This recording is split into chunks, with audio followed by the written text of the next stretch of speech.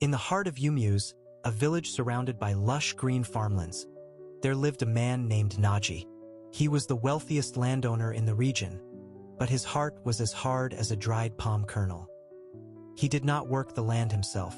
Instead, he leased it to poor farmers, men and women who toiled under the scorching sun from dawn till dusk. But there was a problem.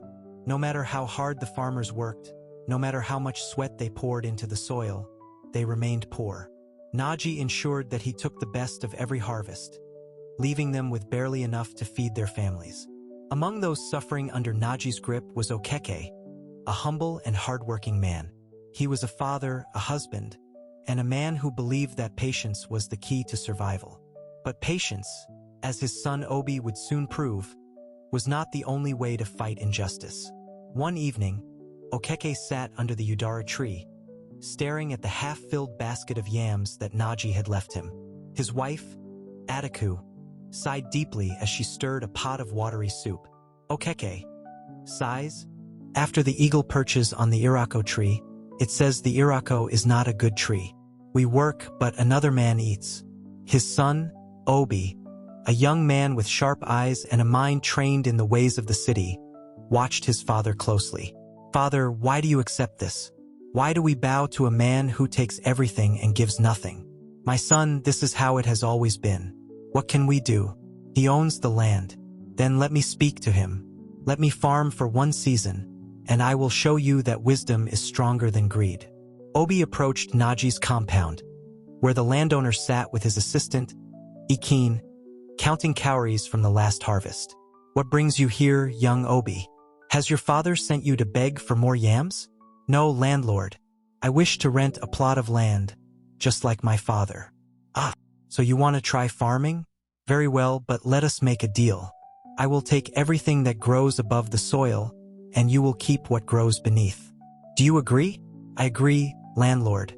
The planting season arrived, and while the other farmers planted yams and maize, Obi planted something different, cocoa yams. The rains came and the fields flourished. When harvest season arrived, Naji and Ikin marched to Obi's farm, eyes hungry for their share. Ah, Obi, it is time to collect my portion. Everything above the soil is mine. Of course, landlord. Take all the leaves you wish. Naji's laughter stopped. His eyes widened. Master, these are just leaves. Where are the yams? I did not plant yams, landlord. I planted cocoa yams.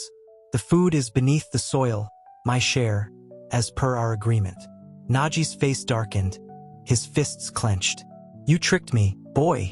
I only followed our agreement, landlord. The nearby farmers chuckled. Word spread through the village. That night, as families gathered around their fires, old men retold the story of Mbe na Oga, the tortoise and the chief, a tale of how wisdom defeats greed. A new planting season arrived. This time, Naji was prepared. You fooled me once, but not again. This time, I will take everything beneath the soil, and you will keep what grows above. Agreed, landlord. But Obi did not plant yams or cocoa yams. He planted millet, a crop whose grain grew high above the ground. When the time came, Naji arrived, confident. Time to claim my share. Here you go, landlord. Everything beneath the soil as you requested. Naji's face turned pale. He had been fooled again. The elders in the village chuckled, whispering to one another. What a man does will eventually come back to him. Now Naji was furious. Next season, I will take both the top and the bottom of the crops. You may only keep what grows in the middle, as you wish, landlord. And so, Obi planted sugarcane, a crop where the valuable part grew in the middle. When harvest arrived, Naji and Ikin came, smiling. Now nothing can go wrong. The top and bottom belong to me. Here, landlord, your share. Naji sank to the ground, shaking his head. He had been outwitted 3 times. The next day, Naji called a meeting. He stood before the farmers and the elders. I have learned my lesson. A patient person gets good things. I have taken more than I deserve for too long. From today, all farmers will own their land.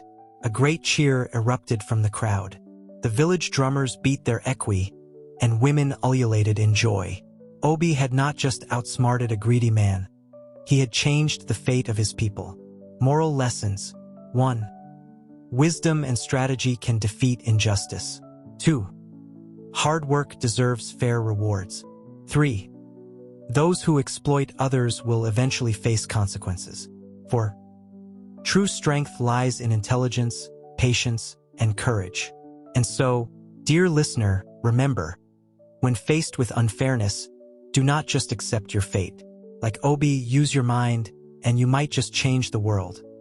If you enjoyed this tale of wisdom and triumph, don't forget to like, share, and subscribe. Your support helps bring more powerful African stories to life.